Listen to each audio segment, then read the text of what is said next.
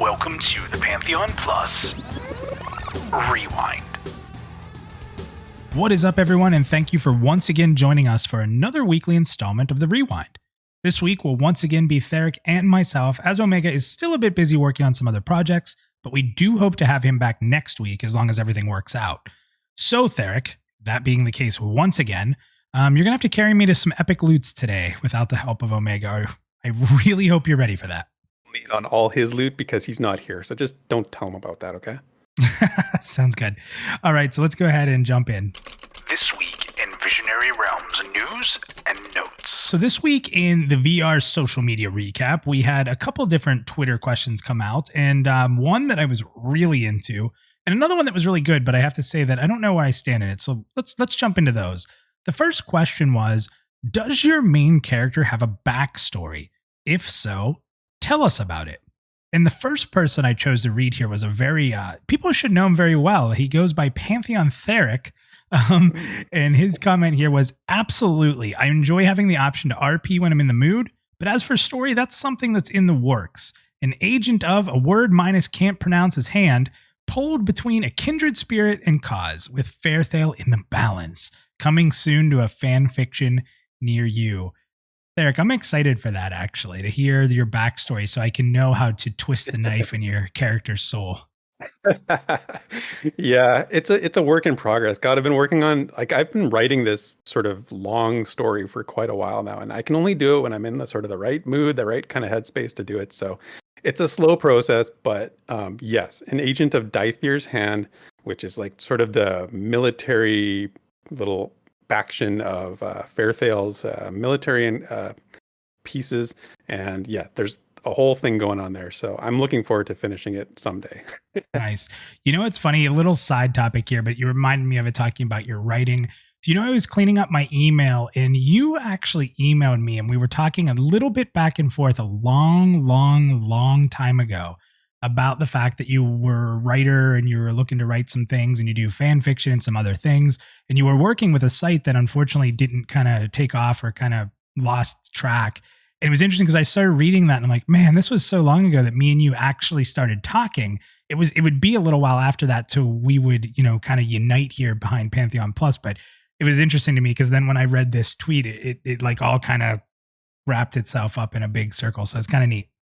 Yeah, that's what drew me in. I mean, that's where I started, was writing sort of fan fiction stuff because I was really into it. And I finished a tale. I have a story about a gnome that I wrote a while ago, and I actually finished that one. So it can be done. I will actually finish at some point. And I go back and read that often, and I love that. I love that idea, and I love doing that kind of writing. So that will be my alt backstory. My gnome enchanter's backstory will be that tale. So. Well, and the cool thing is with PantheonPlus, the website, we are going to eventually here have the ability to submit articles with pictures and full editing. And I'm really excited for that because then anyone in the community or anyone who's part of the team will be able to do that. So I'm excited to see if you end up putting any things on there like that. That'd be kind of cool to get that out to the community. So neat stuff, man. Thank you. You're welcome. So let's jump into some other people's comments here. Then I'll give my opinion on this. So NathanNapalm says he just likes to play the part that the lore gave him and start out as quote unquote basic, just another grunt in the effort of the overall lore.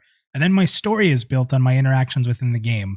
I did, however, retire a toon once because he died in an RP event. That's hardcore. Hardcore. Yeah. Militus says, I can't wait to share Militus's backstory as we get closer to launch. I've been working on it for months. I'm excited to hear that. Me too. And he's still Militus the Devout Cleric, and he made a comment about that. There's been a lot of talk about him going Elf Druid, but if he's been writing this story for months and he's still Militus the Devout Cleric, maybe there's still hope for him. There's still a little hope. Alicera, who's a streamer I really enjoy, she also is looking forward to streaming Pantheon when it comes out, said, no, I don't usually do this stuff, but I think it's interesting and it's cool to hear what others create.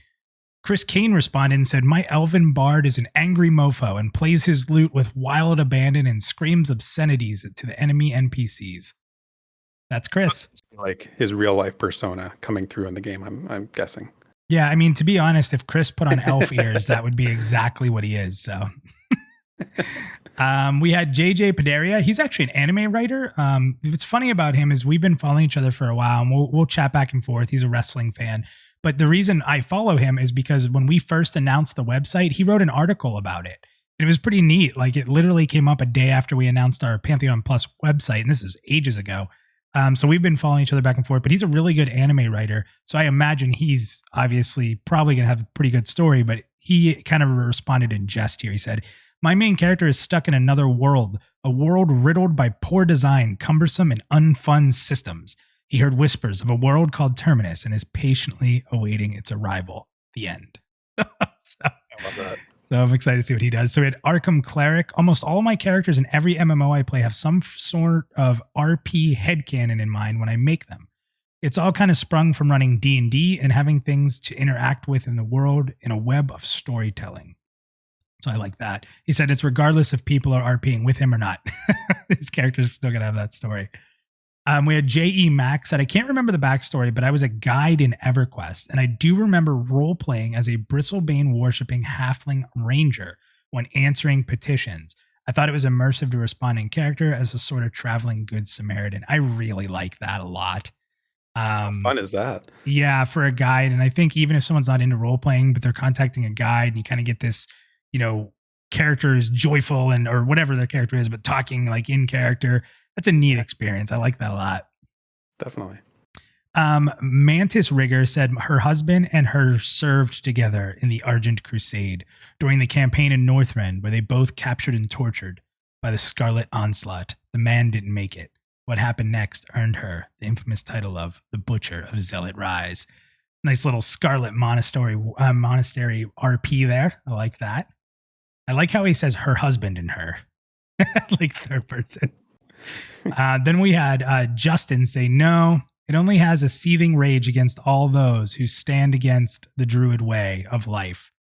Never again will he sit by and ... Oh, wait, I guess I do have one." And then one of the community members, he's comes on in our Discord quite a bit, and we'll see comments from him. Lives across the world from us. His name is Zergjerk, and he has his lore written up here. So I'll read a little bit of it. So his name is Cassilith Silvermine. He's from the mountains between Fairthale and Silver Sanctum. No deity. Class, not sure yet. He has a favorite food already. The Ruluun's unknown meat pie. Very detailed. Yeah, favorite drink, own brewed ale named the Abysmal Breath. He has philosophy. Help others and try to make friends more than enemies, as you never know what kind of aid you may need on ya adventures. Except gnomes. Those shifty little buggers. So some cool stuff there. And yeah, wrote up a little bit of a background. So me, I didn't respond to this one. I've never really had a character with like a backstory, and it's weird because I'm not against it. I just never have thought about it until this kind of was posted. So I started thinking of all my different characters and what I did. I think it's more so just kind of based on the experiences I go through. It's like I'm experiencing them, but I don't have like this lore. So we may have a challenge here that we have to come up with the lore of Minus's Pantheon character. To be continued, I guess. I don't know what we'll do on that. I think we need to community think this. Everybody contributes a piece, and we cobble together some sort of Frankenstein backstory for you. Oh my gosh, I'm terrified of what that'll say. Terrified. Just make sure I'm pretty. So the next one here, this is, oh man, to go from something that I'm not against like RPing and having like backstory at all. I'm not against it, just never was in it. We go from something that's like, I'm kind of an outsider to the topic for me that I will talk about forever, which VR brought forth the question of what is the most memorable loot drop you've ever received and why? Now, keep in mind, it took me like 3 or 4 days to respond to this, or maybe it felt like it, but it was a few days before I responded. And the interesting thing in this is it's not the best loot you got. It's the most memorable. So that's important because I'm going to tell everyone a little bit of story here at the end of this. But we started with Micah. He said Assassin's Armets in Final Fantasy XI back in 2006. So really big item for him.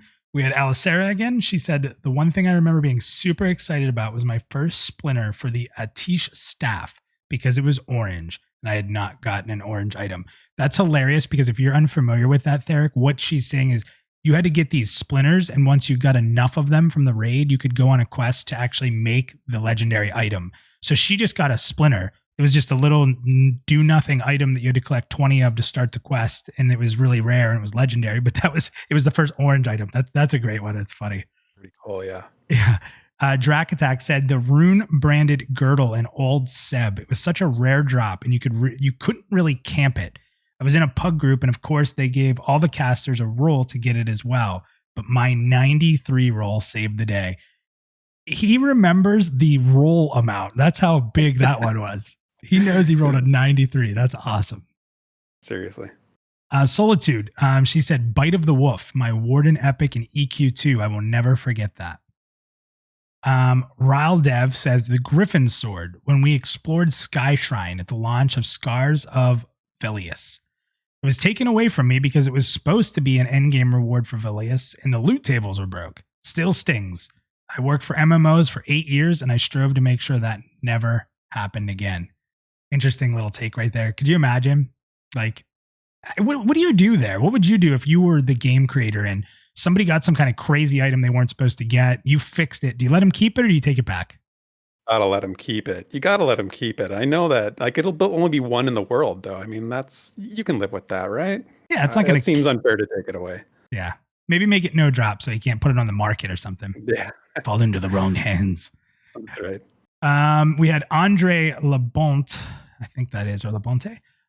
He said, like many others, it's related to an epic quest, the Spear of Fate from my Ogre Shaman of Rallis Zek.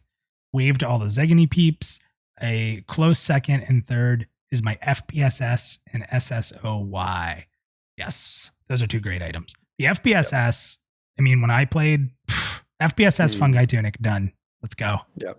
It's iconic. And of course, the yak was cool because it was such a, like, it was so, the way it looked, like you knew when someone had a yak. And it was even more interesting. Dual wield them. Yeah. And that was a big ranger item, right? It's a huge ranger item. Huge ranger item. So the interesting thing too is like if the enemy had it and was going to drop it, you'd see it and you're like, oh, it has a yak. And you get all excited. Tig said loot drops in Diablo 2 and making my first awesome rune sword item later in patches. The good old days. That's what I love about action RPGs. Like when you get tons and tons of loot, like a lot of people rip on Diablo 3. I love it. I love the loot drops in that game. I would spend, and this is cheating, but on the Xbox, you could turn the console off or log back to home and it wouldn't spend all your resources. So like I could gain a ton of resources and then go to the random generator to try to generate like legendary items, but you'd get crap most of the time. And I would like use all my resources to try to generate something good. And then if I didn't, I'd just go back, right? And like do it again. And I would do that. I'm not kidding you. Like I'd start at like 9 p.m. and it would be 4 a.m. of me just sitting there, like fishing loot because I love it so much. It's crazy. And that was all the time. Ryan here says the fabled flowing black silk sash. Played 26 hours straight waiting for my turn. So many frogs. That's a lot of frogs. And I remember so I remember I have a fabled flowing black silk sash on my monk. I forget. That was like an event thing, right? The fabled. You know what? I don't know. I'm not sure actually. Yeah, I think it was like some kind of like event or something you could do to get like a better version of it. I have to look that up. And then the last person before I go into my story here is I don't know how to say their name, but they said Invincible's Reigns in WoW. Took me multiple years, multiple character farming to get this amazing mount. That is the hardest mount to get from what I know in World of Warcraft. There are people who, like he said, since it came out and could be farmable, so like the expansion after, people would go through with as many characters as they could and kill the Lich King every week because it's a weekly lockout. So every week on every one of their characters, they would go through that. And there's people who've been doing it since that expansion after. So for maybe 8 years, they've been doing it and haven't gotten it and do it every week. It's crazy how rare that thing is. When people get it, it's like an event. Yeah, wow. That's cool. Yeah. So here's mine. I did put this out on Twitter, but if you don't have Twitter, you didn't see it. This was my response. I had to actually make an image so I could tell this story. So I'm just going to read the story out here. And the item is called the Turning Tide. It was a one-handed caster sword, and it was phenomenal for a holy paladin. So here's what I put. I put, as a huge fan of loot, it's almost impossible for me to name a piece of loot I was most excited about. I can go into items I was excited about for a transmog. I can go into mounts. I can go into rare drop bags.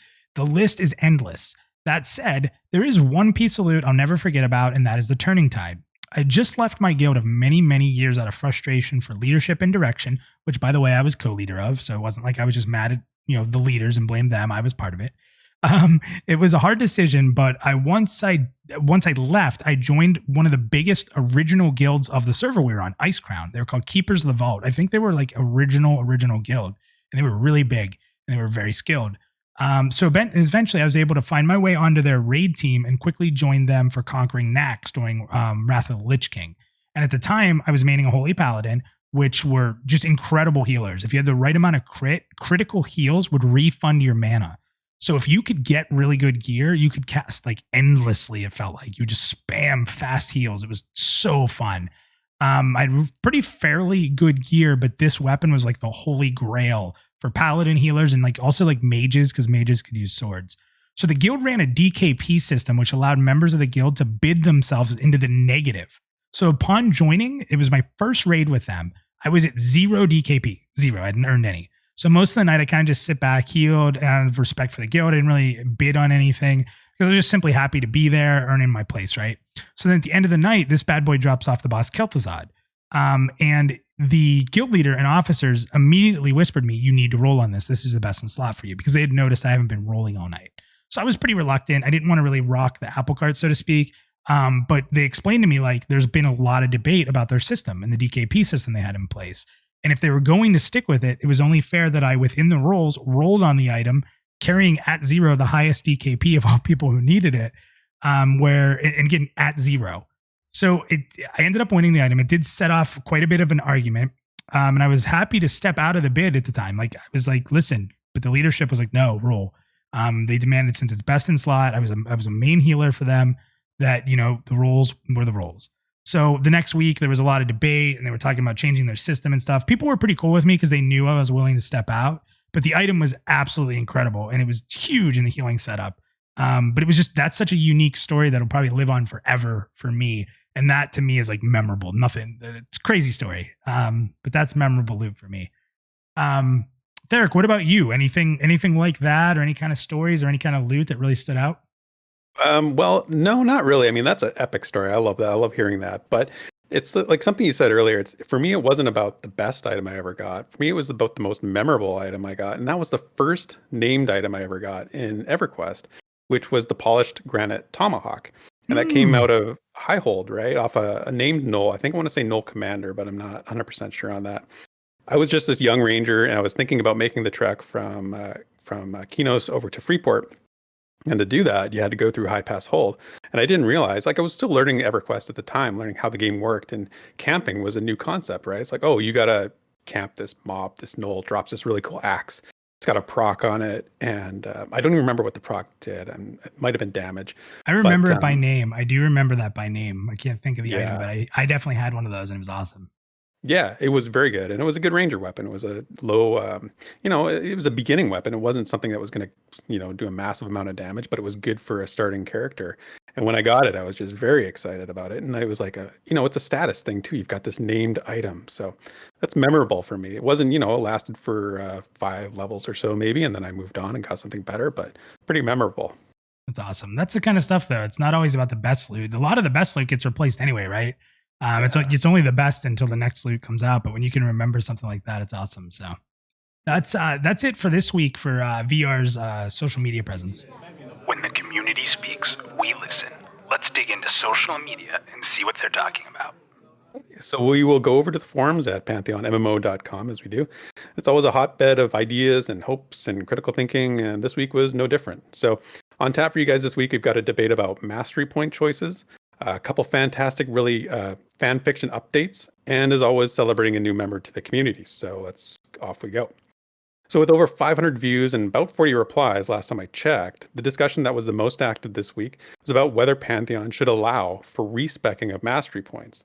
So if you're unfamiliar with what mastery points are in Pantheon, Bazgrim did a really good video explaining it just this week. So there's a link in the description if you want to go and check that out and get familiar with mastery points. But here's how the discussion was framed by Jobson on the forums. So he said, it's being reported that players will be able to pay for mastery respecs.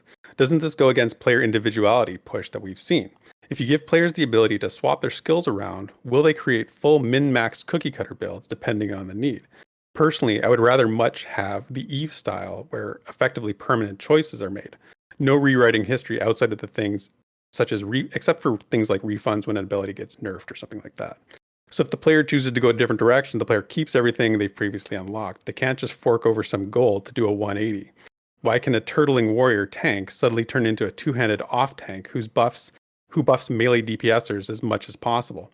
Why could a wizard suddenly go from being specialized in flame for 50 levels to being specialized in cold? So what Jobson is saying effectively is that he's in favor of more meaningful choices that allow you to when you allocate your mastery points. Once you go down a path, you're pretty much locked into that path. Obviously, it's a hot topic and people had a lot to say about this kind of thing. So we'll look at the responses. Disposalist said, as for the issue itself, yeah, we don't want to see people swapping in and out of their mastery builds. Perhaps respecs should be once per level.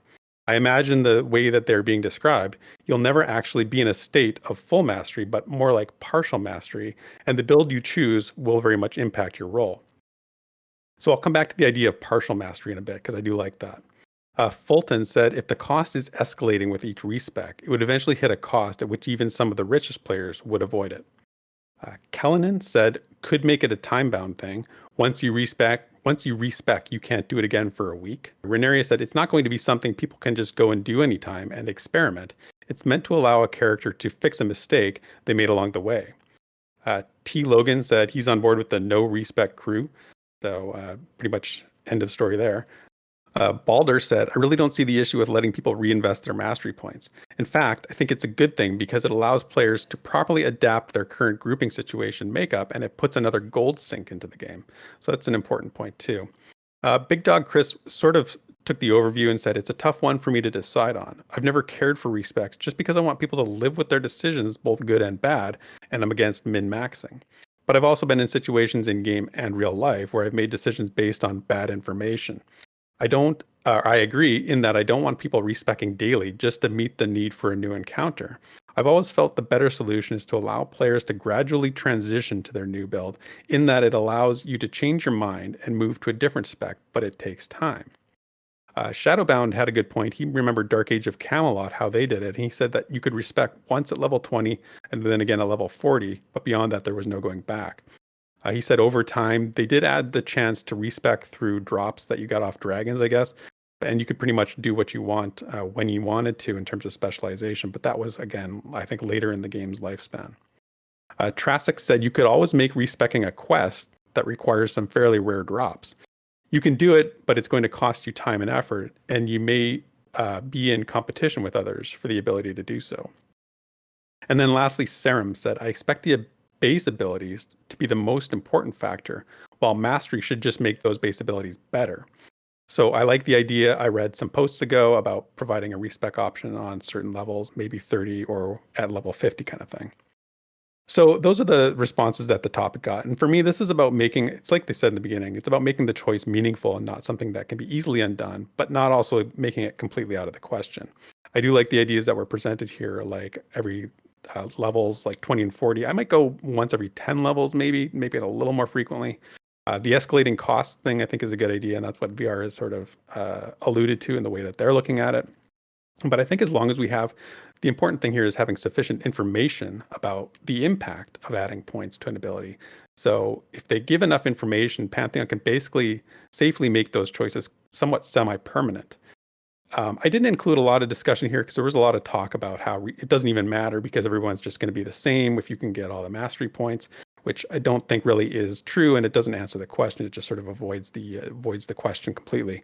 And I'll go back to what Disposalist said about being in a state of partial mastery, because you think about the speed of the game and how long it's going to take you to get to the max level and sort of gather all those mastery points. It's going to take a long time. So basically, everybody's going to be in a state of partial mastery for the most of the time that they play. And it's taking things in different orders is going to make your character quite individual. So I know you have a strong opinion about this one as well. So how do you feel about respeccing? Yeah, so you hit on a couple things there. Let me start with something you kind of just mentioned, and it was about the whole thing with people saying everyone's going to be the same anyway, and it doesn't matter. You hit the nail on the head there. That is such a invalid statement. And we talked about that last week on the Rewind, where like people just say things to try to prove their point. And it's the new thing. And you brought up that Bazgrim had that video in the comments on Twitter, and in the video, everyone's just like, oh, well, you're eventually going to have all the mastery points anyway, so it doesn't even matter. Everyone's going to be exactly the same. That, first of all, that's not a fully factual statement. It doesn't mean you're going to be able to get every ability, because they cost more as they go up. You may all end with the same amount of mastery points, but I don't believe you're just going to have everything mastered. I don't think that's going to be the way this game's going to go. I could be completely wrong, but I think everyone jumping into that like it's a fact is super wrong. And the other thing too is like with EQ, you could get all the AA points. How many people that you knew had every AA point? It took freaking forever, right? Yep. Like, yep. So if mastery points are that long to get, then even if everyone can get everything, most people aren't going to. You're probably going to have like 5%. So that's a little side rant that bothered me. I just hate when people like come up with this controversial statement that's not even based in fact and get people all riled up. But your real question here, how do I feel about respeccing? So I understand where a lot of people are coming from. Again, this goes right every week. Every single week, I feel like I have to talk about meta. It is the biggest fear in people's existence in these games. Cookie Cutter, somebody said that's meta. Like, oh, I don't want there to be these meta builds out there. So here's the thing. If you guys want to have this system where your skill points, that you put in matter, and you have to live with your good and bad decisions, that means that if your first character you make, for example, me, a rogue, and I'm sitting there experimenting, I'm leveling quickly, there's not a lot of people ahead of me, and I'm making these choices and I'm making these decisions. Well, 7 months later, if I hit max, or a year later, whatever it takes, and I hit max and I have to live with my decisions, why is it that a new rogue can learn from what everybody did and be better than me, and I have nothing I can do about it unless I want to start another rogue? I don't like that. I don't like that at all. I understand that people are afraid of people changing and adapting for fights. I actually enjoy changing and adapting for fights. I think it means that as a rogue, I can provide different aspects to my group or raid group, which means that I can change when needed to fit the group, which is really important. And especially, somebody used the example of a warrior. If I'm a warrior tank and we have a paladin who's going to tank the fight, why shouldn't I be able to respec and do a little bit more damage for my group? It's not like I'm going to change into the top DPS, but why can't I change so that I can be a vital member of the group instead of, people are always talking about like not getting like people to replace or having the best classes and the best things for this situation. Well, in a scenario where you don't need that warrior tank, would you replace them with someone else in the guild and they have to sit out because they can't respec? I think respeccing is important. I think that you should have one or two talent specs that you can switch between, and then make them cost expensive amounts of gold or even on a cooldown to reset one of them. But I think you should have two that you can jump between. So if you want to be a warrior tank, you should have a beefed up warrior tank one, and then have like a support DPS one. And then you can swap between those all you want, and then make the reset on those, or the redo on each one of those talent specs, so to speak. Make it with a time period cooldown and a gold cost, and I think that'd be good. It'll be interesting to see how VR tackles this one, because I think that there's a lot of good points on both sides. But yeah, I mean, like I said, it's just, for me, it's just about meaningful choice and making them not like disposable sort of choices, right?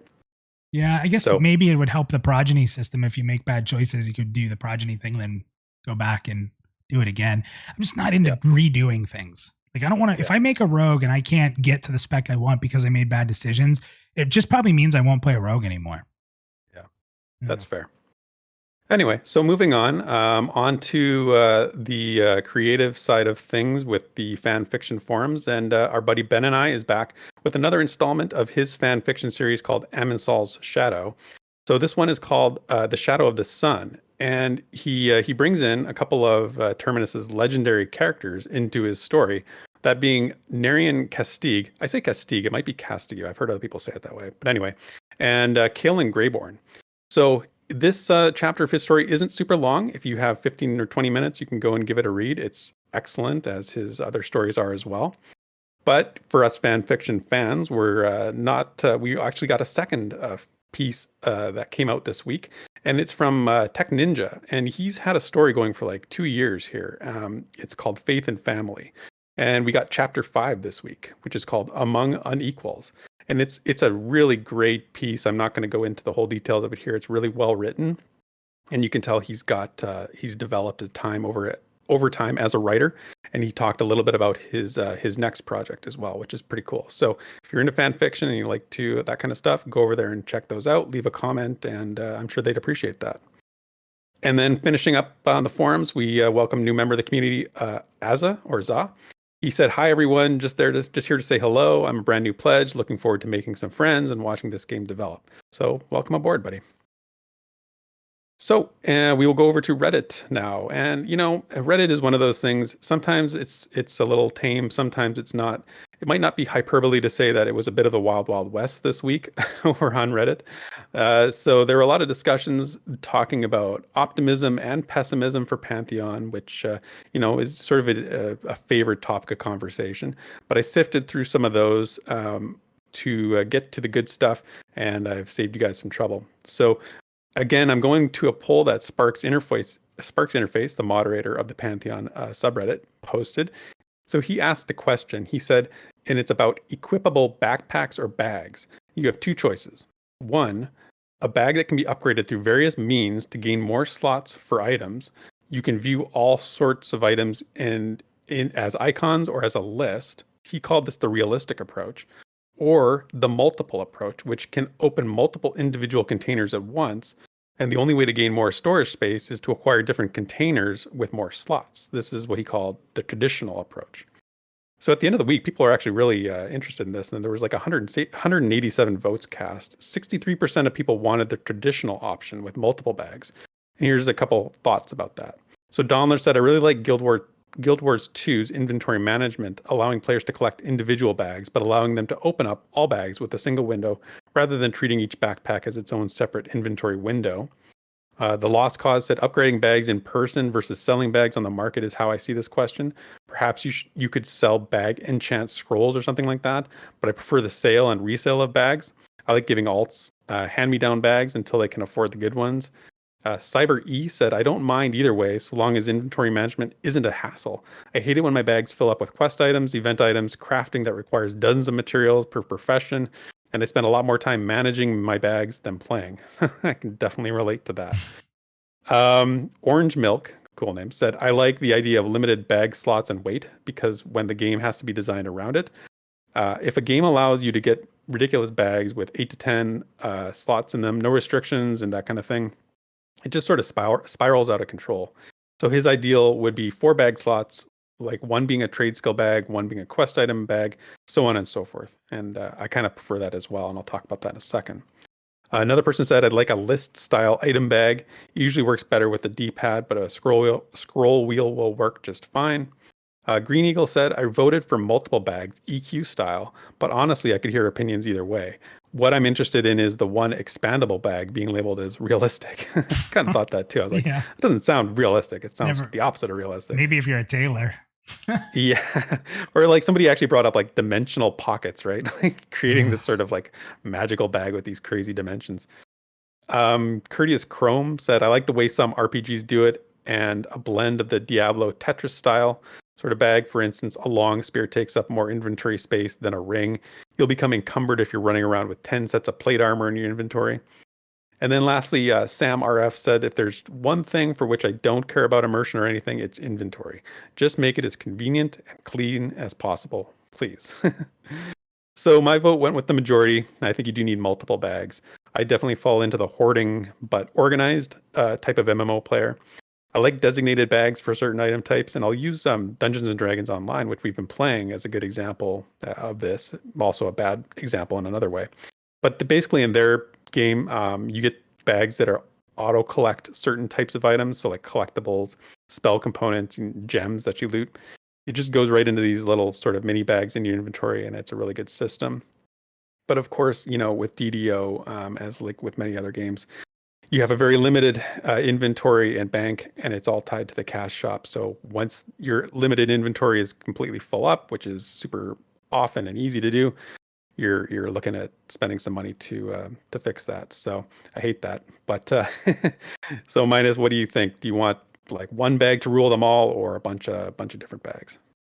I like the different bags. Sort of the WoW way is fine by me. You have X amount of bag slots you can equip, and you can decide how you want to do it. Somebody hit the nail on the head with like having a crafting bag and this and that. But I think that you should have 5 bag slots, something like that, 4 or 5. And then you put whatever bags you want. Like I'm not a crafter, so I don't want to be forced to have a crafting bag, right? So as an adventurer, let me just have a regular bag there. But then I'll suffer when I do pick up crafting stuff. It's just going to go into my regular bags. So I would say, and you know, the thing in kind of backtracking on that is if you have a crafting bag and it can only hold crafting mats. So let's say like the basic bag that most people get is like a 12 slot bag. You're like, oh, you got good bags. Well, you could make that crafting bag like a 25 slot bag. And even though it's like, wow, that's such a huge bag, well, only crafting stuff can go in it, right? So the bag is a disadvantage in the long run, but if you're a big crafter, then it's really helpful. So I'm completely cool with that. That system, I think WoW does it fine. I like to open up multiple bags. There's add-ons that WoW did where when you had 5 bags and you opened your bags, like it would actually just open them all into one window. So like if you could toggle like being able to see what's in bags individually, or you just had a massive inventory screen that would expand or decrease as you put a different bag size in the slots, I'm fine with that too because it make it a little easier. But I think that last guy, Sam RF, was you know, bags really shouldn't. I think every time we talk about something, we hear about immersion. I think bags, maybe we can get away from immersion because I want to see anybody in the world put a spear into a backpack. If you can show me that, then we'll talk about immersion with bags. I think inventory management just has to be easy and convenient. Please have a sell all gray items button. Please have a sell all gray items button, and some kind of like reorganization button, and I'm happy. Yeah, I think I'm kind of with you on that. It's easy to sort of think, you know, along different lines, but at the end of the day, like I just make it clean and convenient and easy. So yeah, I agree with that. Facebook was a little quiet this week in terms of discussions. Lots of news pieces were posted over there, and we'll cover some of that stuff later on in the genre section. But you know, the Facebook groups continue to add new members all the time, so growing community. So if Facebook's your thing, go over there and check them out. And that's it for this week's community discussions. Just what are those creators up to out there? Okay, so let's start with PantheonPlus as we always do. And a couple of things have happened, so some good stuff here.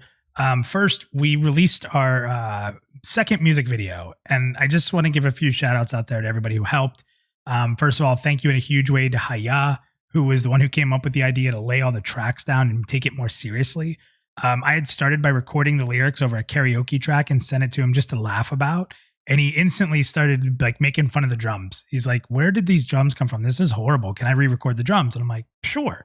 So the next thing I know, like, 20 minutes later, maybe an hour later, he's like, one of my old bandmates, his name's Charles Lapointe, said he would do the guitar and bass. Let's make this completely custom.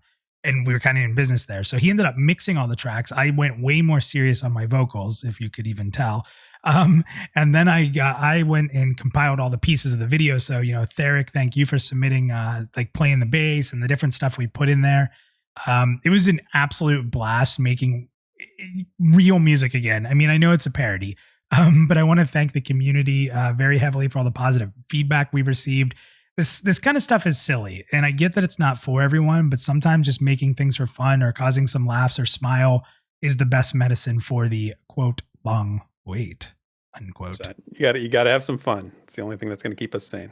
It was so fun, and we filmed all of my parts on a Pixel 4 XL, and that camera's awesome. So like now that I know what it can do, like watch out, world. So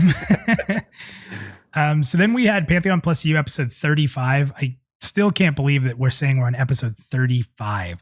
Anyways, we dug deep into the deep stats that were shown on the Shaman stream to see if we could find anything interesting and dig deeper into the whole deep stat discussion. You can check that out on our YouTube page. That is up on there now. That was a lot of fun. Theric, you jumped in to be part of that as well. And I think we discovered a few things, theory crafted about some things. That was a pretty fun show. Yeah. We had a good time coming up with our crazy ideas for what these things mean. Yep. And then a big shout out to Theric. And I know he's probably over there and he probably doesn't want us to be gushing over him, but we've gotten a huge community support for his lore videos, and they've just been awesome. He's put a lot of work into them. They've become kind of some of the fastest growing videos we've ever had on PantheonPlus, and people really enjoy like the depth that you go into digging into like the lore and making these and the theories you put out there. Really makes people think. It gets people excited for Pantheon. That's exactly why we're here. So great job to you. You've had amazing success with those last few videos.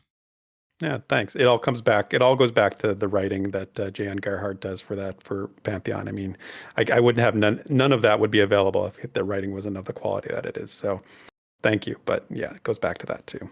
What Theric means to say is thank you very much. Please give us more. Exactly. So quick website update. The memory leak issue that we talked about last week is resolved. The only lingering issue that came up is our admin page. We fixed every other page on the site. The admin page was kind of thrown together for me to be able to like add videos and stuff. It wasn't pretty. And it gave Poyu a really good reason to say, well, we have to fix a bunch of stuff. So let's start it over. So he rebuilt that page from scratch. I think it's actually being finished right as we are recording this. So then it's just the little tweaks to comments, voting, and the little site-wide corrections and tweaks. So I'm not going to give a timeline because I feel bad for missing the last two that we kind of said it was coming like 2 weeks ago, then last week, and we didn't quite hit it. But as you guys know, like I said, you don't know what's going to come up. But I'm very excited for the progress, and it should be sooner rather than later. So just keep checking out our Twitter to see more about that. Bazgrim, as noted earlier, did put out that video discussing the mastery system. So check that out on his page. It'll be linked below to his YouTube channel. And then NathanNapalm. So I'm going to say this as openly as I can. I swear to the gods of Terminus that I had no idea Nathan was putting out another music video Tuesday night. I laughed so hard when I looked at my phone and saw the notification from YouTube that said he had posted his video. I would venture to say that no one would have ever predicted that Pantheon would have 2 parody music videos released on the same night. You have to wonder what the devs were thinking. Nathan's cover was from the old hit song Imagine. Check that out on his channel. Unbelievable that happened. We both shared such a laugh when I texted him, like, this is ridiculous. BattleAxTheater discussed the audio-visual combat experience versus immersion. Very interesting topic on their latest episode of Bat Live. There's an interesting discussion around spell effects and sounds triggering action from other players in combat scenario. It's sort of like a cue of what's to come. It was a very interesting discussion overall, and I really would say check that out if you haven't.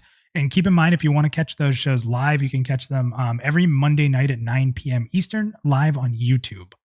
And then we got a piece from Chris Kane. It's been a little bit since we've heard from Chris, and hearing from Chris is always a wonderful thing. And I know I'm going to pronounce this incorrectly, but it was in the series of the resurrection of Jurich Shoban. It's pretty close, right? It's a continuation of fan fiction from community member J.S. Buccheri, I think it is. We call him Booch. You know him by Booch. And he kind of details his epic character. As always, Chris narrates the video in a fantastic way, really creates an enthralling watch. I also like that Booch has really tied his character into various lore pieces of Pantheon, sort of like what you were talking about. So although it's a fan fiction, it really speaks to the world of Terminus. So a lot of cool fan stuff out there to get everyone a little excited. But that's it from me for the content creators. The Plus in PantheonPlus. Here's your MMORPG news. So without Omega here, we're going to be jumping into the genre news. I have a few things to talk about, and Theric also has one, so we're going to go through those. Some of them short, some of them a little bit longer.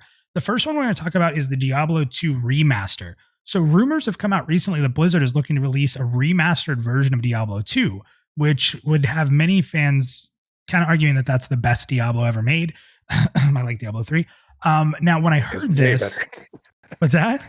I think Diablo 2 is way better, but sorry. Yeah, well, we can debate that for a while. But when I heard this, I have to say I kind of smirked. And like in my head, I was like, here we go. And I did this because of the recent negative press that Blizzard received over the remake of Warcraft 3. People were so excited for Warcraft 3's remake and literally set the world on fire when that thing came out because it was so poorly done. They're looking to call this title Diablo 2 Resurrected, and it's believed that the game's target release date is Q4 of 2020. So it's kind of crazy because there's a lot of details about this remake, and it's still considered a rumor, but we have a targeted release date, a targeted title, and we actually know who's going to be in charge of this, which it appears the company in charge is going to be Vicarious Visions. Now, this company was responsible for a lot of titles that actually fall into Activision. They're one of the studios. They really don't make their own games anymore, but they work and help other companies. They were most notably worked on Skylanders, Guitar Hero, and they recently helped Bungie create Destiny 2 content. So overall, since they changed like from being a studio making their IPs to a support studio, they've had some pretty good success.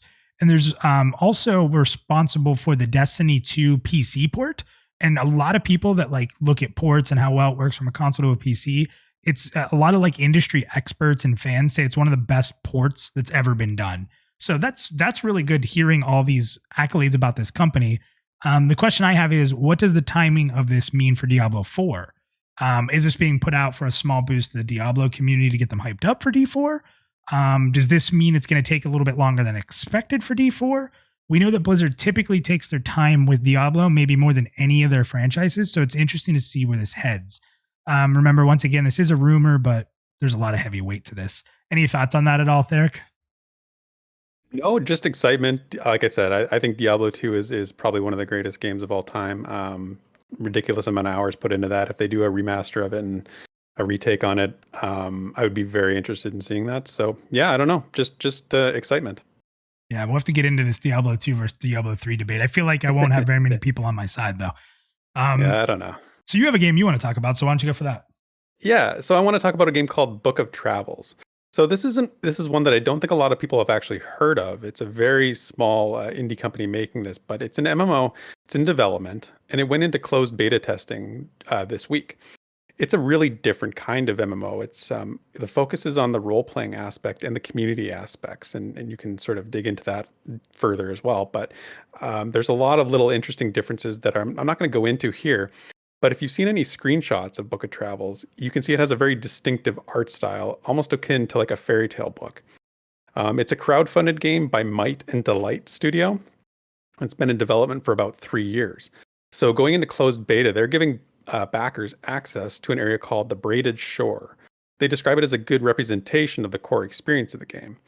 They go on to give a bit more of a detailed overview of what the experience is by saying, and this is their quote, "You can expect an experimental online experience that won't hold your hand. There are several things to do, encounter, and uncover, but you decide which leads, if any, you want to follow. Although we've employed some elements of more traditional digital RPGs, our aim is to create an experience that is more focused on character expression than on numbers, leveling, and combat.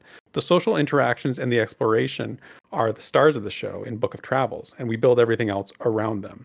End quote. So the developers say that it'll go into early access in October. So game's not actually that far off. And if you're looking for something a little different in like a future MMO, maybe give this one a look. I know, like myself, I'm intrigued by it for sure. And just sort of talking about it here, it sort of reminds me a little bit of one of my kids is playing Animal Crossing right now, and sort of the huge popularity of Animal Crossing. And it does have some interactions, some sort of MMO-light features involved in it. But I think this is more, Book of Travels is more on the MMO side of things for sure. But definitely a different take on the MMO genre. So yeah, like I said, if you're interested, go check out their website, and I'll leave a link in the description so you can do that. Yeah, it's interesting. That sounds cool. I've never found one of these style games that says that they don't have like basic leveling and stuff like that in it. I've struggled with those types of games, but I'm always worth like checking out an indie project like this is always really cool. So we'll have to check that out. The next topic we want to talk about, we have two topics we're going to go into next. The first one being Defend the Night. And they had a newsletter come out that was pretty cool. So I'm going to just recap it a little bit, but honestly, there's a link at the bottom. Check that out for more detail. So the team at Ninja Loot Games put out a great newsletter this last week talking about some progress on a game that is really worth the read, as I said.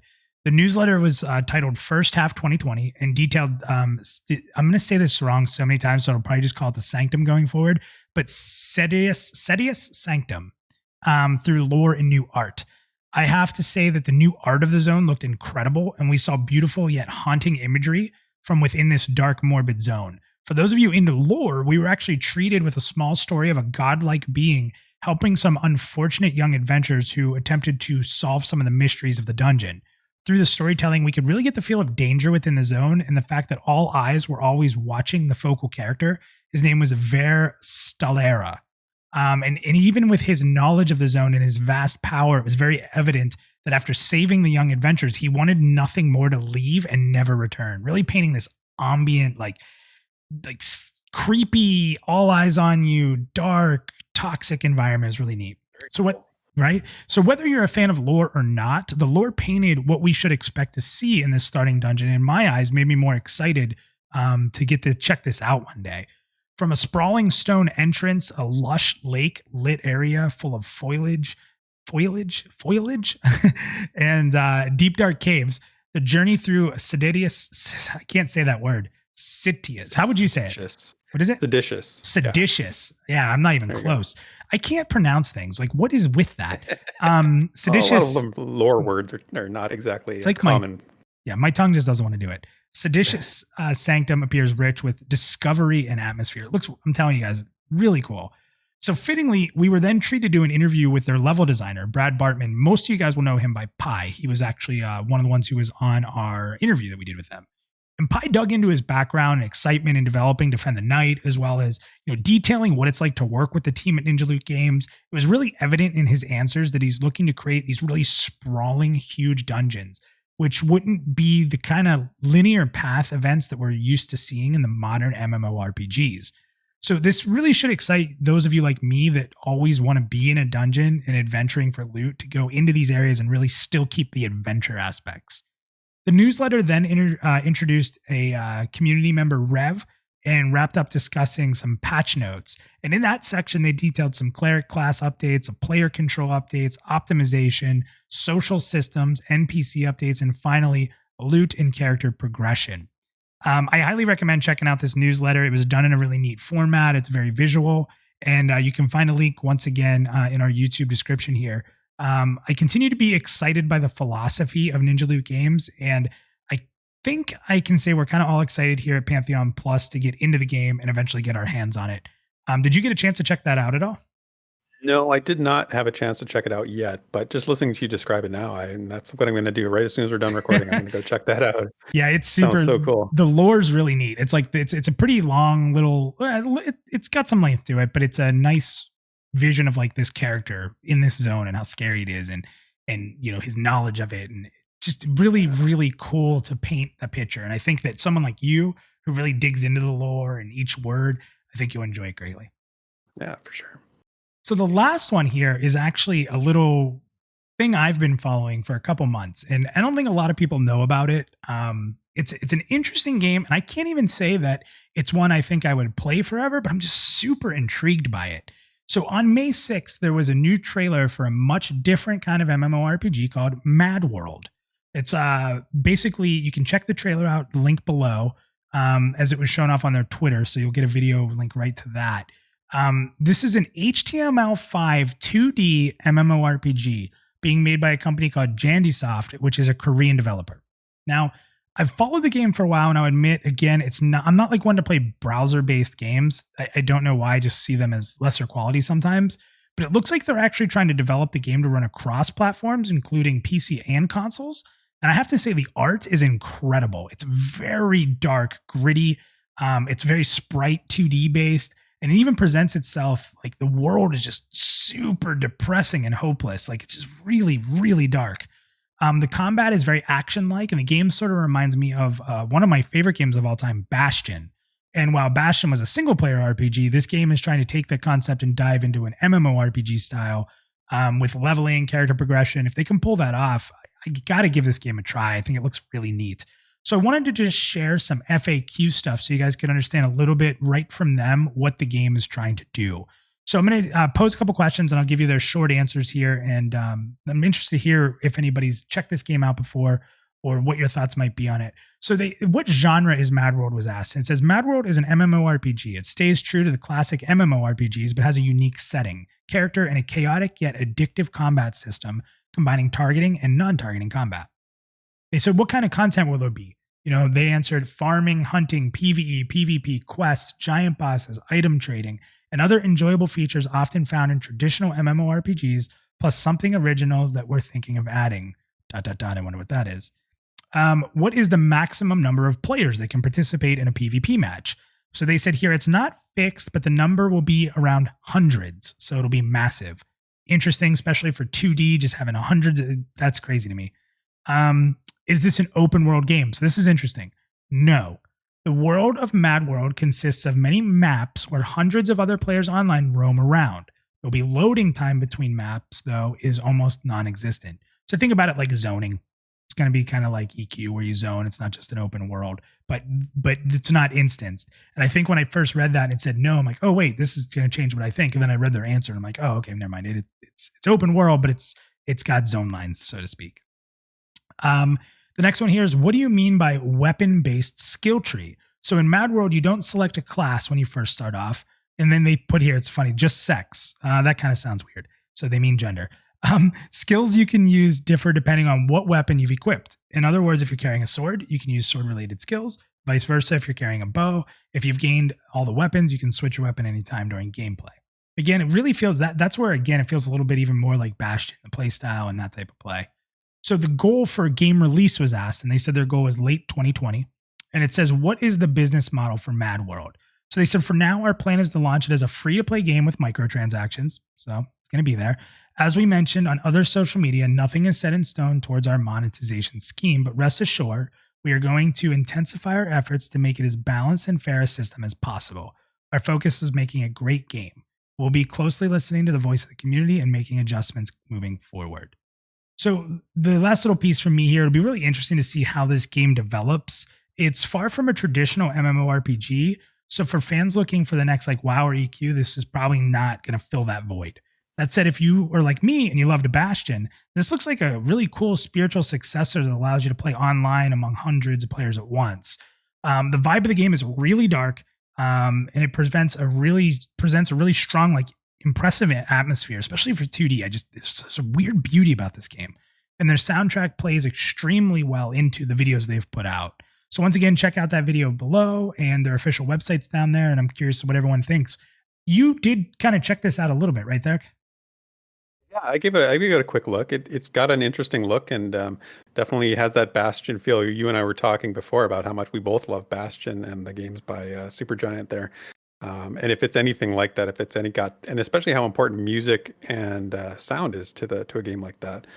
So if it's got any vibe like that, I'll definitely be checking it out. So once again, we did this without Omega Theric, but I think we did an okay job. I think we made it through just fine. Feeling good about the show today? Feeling great about the show. I think we carried the torch, but I'm looking forward to having Omega back at our Three Musketeers reunited. Yeah, well, we did say we're going to split his loot from today, right? So let's get You're not supposed to tell him about that. Yeah, keep it on the down low. Well, guys, as always, thank you for checking out the Rewind this week. We will see you next week. We are taking a little bit of break from our streaming content for about a week, but the Rewind will be here to stay. So check us out. And if you can't join us live, remember you can download this as well across various mediums. Thanks again, Theric, for a great show, and we'll see you guys next week. Thanks for listening to this week's episode of the Pantheon Plus Rewind. Be sure to follow Minus and all Pantheon Plus related content at PantheonPlus on Twitter and Pantheon Plus on both Twitch and YouTube. Follow Theric at PantheonTheric on Twitter, and be sure to follow Omega Contagion at Discord via the name Omega Contagion 6023, and of course in the Facebook group Pantheon MMORPG. Until next time.